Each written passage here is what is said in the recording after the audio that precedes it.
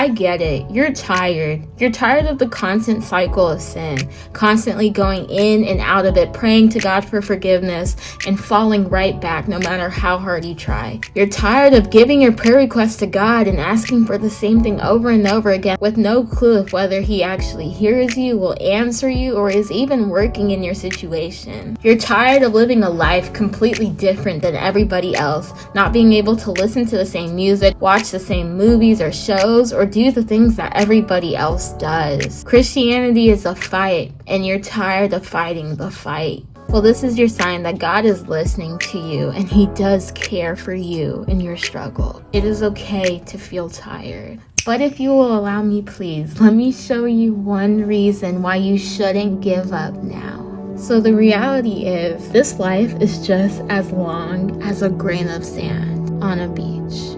You could compare this one life we have from the time you're 0 years old to the time where you're 100, as long as a singular grain of sand on a beach. And yeah, in a world where everybody is focused on the grain of sand, of course your route would be harder when you are working towards the whole beach, eternity. And that's why Jesus says, Luke chapter 13, make every effort to enter through the narrow door, because many, I tell you, will try to enter and will not be able to. See, I know this verse, and maybe a lot of y'all know this one too, but something that was told to me last week really stood out to me, and that was, the more you want to do for God is the narrower your path is going to be. See, everybody wants the calling and to be used by God and to be blessed in many extravagant ways. All aspiring Christians want to say that they were the ones who led thousands of people to Christ. That is until He starts preparing you for the position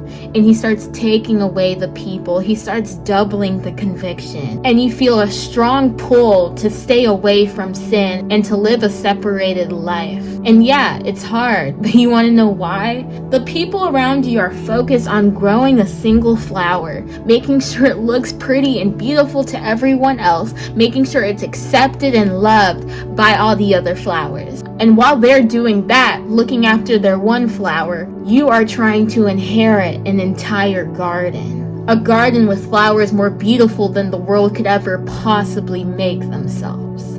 You are allowed to be tired. You are a human trying to follow in the way of a God. But even still, remember that as you're doing this walk, you're not doing it alone. And God is inside of you. He is beside you. He has never left you, and He will never forsake you.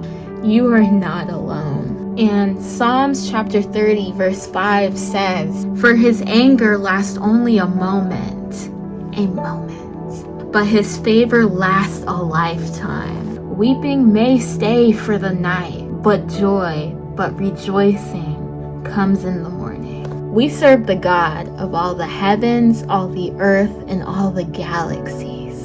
I am here to tell you that you are not alone, and your suffering has never been in vain. God bless you, and I'll see you on the next one.